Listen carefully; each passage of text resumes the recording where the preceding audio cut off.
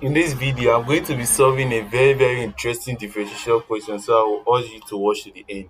If you are among the set of students that is complaining, oh, differentiation is too difficult. How do I solve differentiation problems?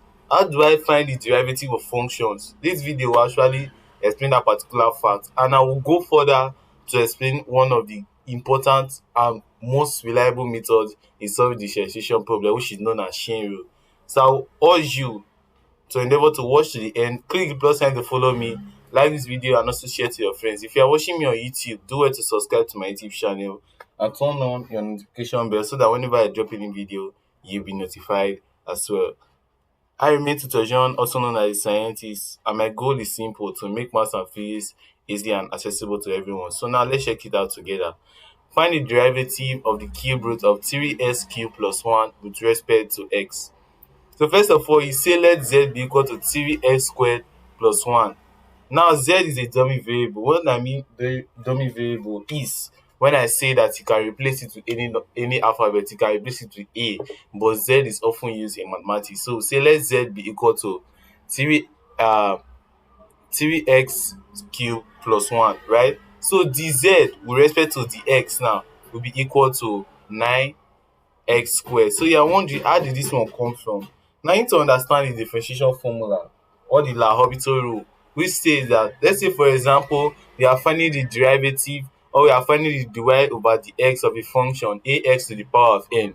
This will be equal to n times ax to the power of n minus 1. The reason why this formula is often used in differentiation is because in order for you to save time, if you are writing an examination or you are preparing for a competition that will automatically take time, because this traditional way for solving, for breaking down functions in differentiation is referred to as the what they call it is referred to as the first principle in differentiation. But you don't have that time, so you often use differentiation formula and you arrive at the same answer. So now if we do that, that's why we have 9x squared, right? So we are going to have that y is equal to z to the power of 1 over 3. 1 over 3 is from the question, right? Because in indices, the cube root of a number refers to 1 over 3 of its power, and the square root of a number refers to 1 over 2 of its power. So now dy with respect to dz now be equal to 1 over 3 times z to the power of 1 over 3 minus 1, which should be equal to 1 over 3 z to the power of negative 2 over 3.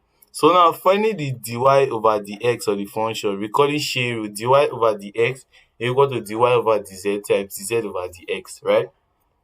So now if you input the values of what you have gotten so far, you multiply them, right?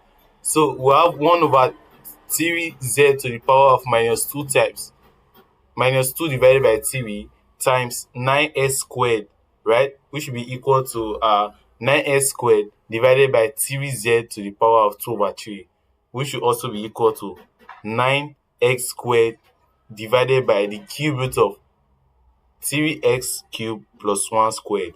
So this brings us to the end of the video. If you find the video helpful, don't forget to like this video, share this video, and also follow me for more. I will see you in the next one.